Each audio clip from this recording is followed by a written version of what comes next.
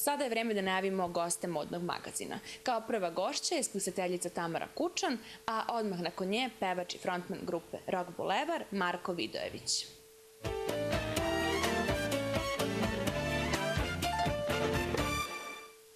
Dragi gledaoci, sa nama je Tamara Kučan, književnica bez dlake na jeziku. Tako kažu zbog njenog slobodnog stila pisanja. Ćao, Tamara. Ćao, Tamara, i pozdrav svim gledaocima modnog magazina. Hvala. Reci nam, poslednja 6. roman, tako, koji si izdala je Peščani sat, gde su glavne junakinje Sonja i Sara, koje se bave elitnom prostitucijom. Koja je tematika i o čemu se radi, malo nam detaljnije reci?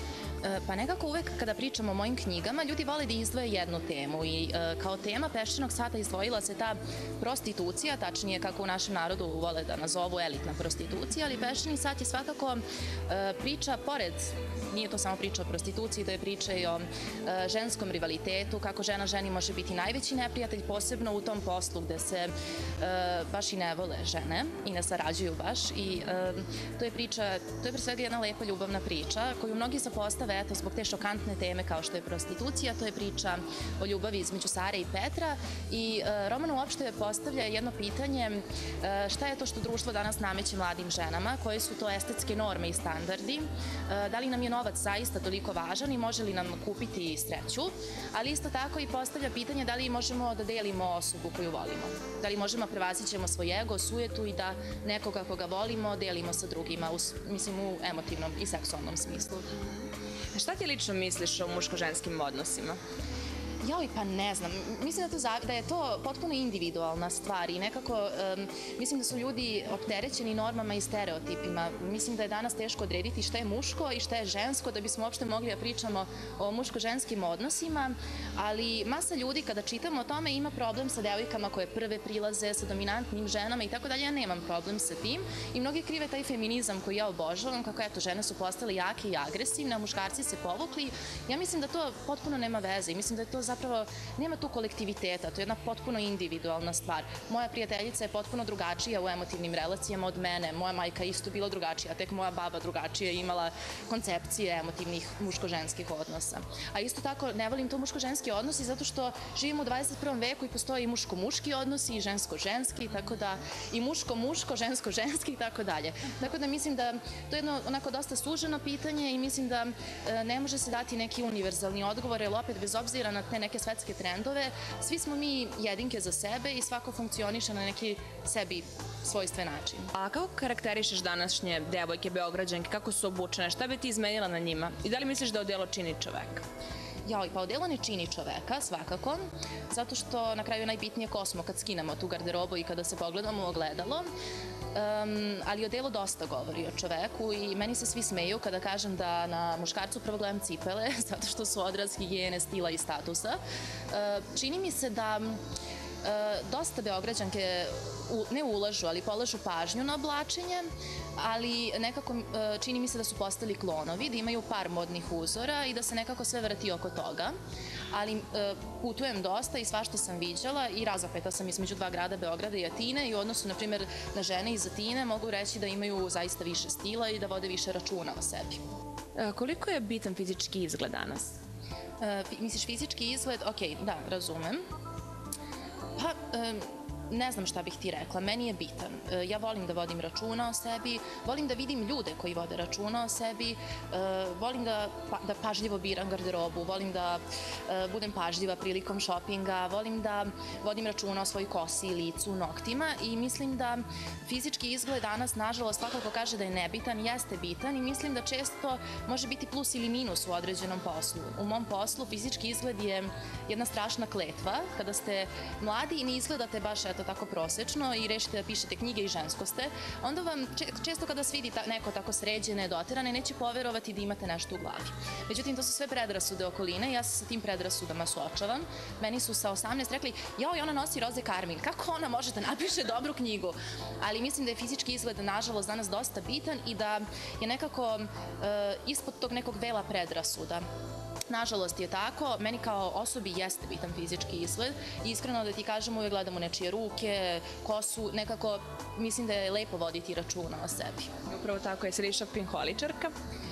Joj, jesam, da. Šta te najviše iznervira u šopingu? Najviše me iznervira, ali to je neverovatno, to mi se u poslednje vreme često događa.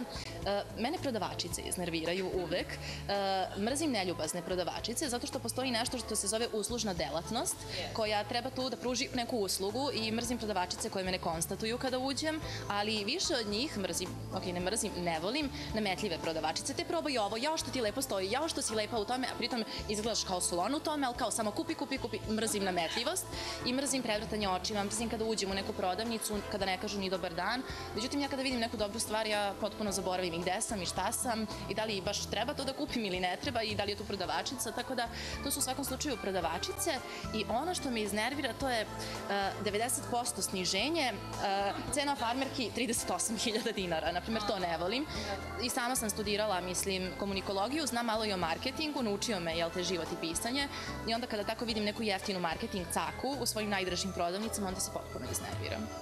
Kad smo već kod toga, interesuje me, ja s tobom bi pričala do sutra, iskreno ti kažem, mnogo si zanimljiva, ali da li tvoj život i tvoja svakodnevnica, svaki dan kako ti izgleda, da li je to nalik Carrie Bradshaw iz Seksi grada ili kako? Otprilike, to je nalik Carrie Bradshaw na ivici bankrota. Nije. Mislim, ima tu nekih stvari koje se možda mogu podvesti pod život Carrie Bradshaw. Imam vreme da izdvojim par sati da se vidim s prijateljima. Isto tako, poslednji dinar dajem na cipele i na razne modne magazine ili neke književne, ali ne, to je pre svega jedan veliki rad. Ja sam i pisac i izdavač i nekako mozak mi je podeljen na dva dela. I kada obavim izdavački deo posla, krećem na pisanje ili kada obavim pisanje, krećem na izdavački deo posla, to znači ugovaranje sastanaka s donatorima, obilazak knjižara, provera da li je knjiga distribuirana, pisanje računa, otpremnica, saradnja s nekim drugim književnicima i izdavačima, isto tako radim i kao urednik nekih romana, onda je čitanje drugih, razgovor sa mladim autorima, tako da na kraju kad sve to popišeš, slobodna sam negde tek od 8-9 uveče i onda ili padnem u krevet od umora ili odem negde prošetam s prijateljima, ali daleko je od glamuroznog i meni se dogodilo pre možda nedelju dana da mi je rekla jedna devojčica koja ima 14 godina, čita moje romane, ja želim da budem kao ti si uvek sređena, lepa si na slikama, ideš tu, putuješ i sam mi rekla da je treća koja sam dobila i rekla sam, bože šta sada večerat ću cveće koje sam. Mislim, to je jedan život koji se možda čini luksuznim, dinamičnim, punim nekih zanimljivih dešavanja kao što su promocije, književne večeri, ali to je jedan čist rad i to je bukvalno guljanje kože. A interesuje me oko za sam kraj da nam kažeš šta je potrebno jednoj devojci da bude uspešna? Potrebno je da odredi šta je za nju uspeh. Nije uspeh za mene isto što i možda za nekog drugog, ali ako pričamo o nekom uspehu da ostvari svoje planove i ambicije, ja bih jako volela da kažem da je tu potrebna sreća, da je potrebno da vidi zvezdu padalicu, zamisli želju, ne, priča je potpuno surovija i drugačija, znači potrebno je da mnogo veruje u sebe i potrebno je da mnogo radi i samo rad. I mislim potrebno je da samopouzdanje i rad, samopouzdanje je teško imati kada je neko mlad, jer sredina ubija snove, ali mislim da se sve može kada se veruje. Ja sam dokaz. Posle 6 knjiga sama ih izdajem, sama sve radim, a opet čitaju se. Tako da jedino što mogu da dam savjet jeste rad. Hvala ti puno, Tamara, što si došla. Hvala tebi.